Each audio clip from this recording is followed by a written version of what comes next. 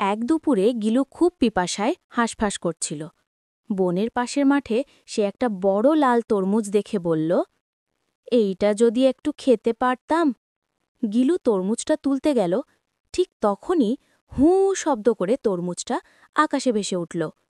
গিলু চমকে উঠে বলল, ও মা, তরমুজ কি উড়তেও পারে নাকি?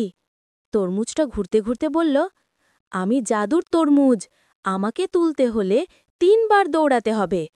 গিলু হাফ ছেড়ে বলল, হারে বাবা, এত গরমে 3বার? তবুও সে চেষ্টা শুরু করল। 1বার দৌড়, 2বার দৌড়, 3বার দৌড়।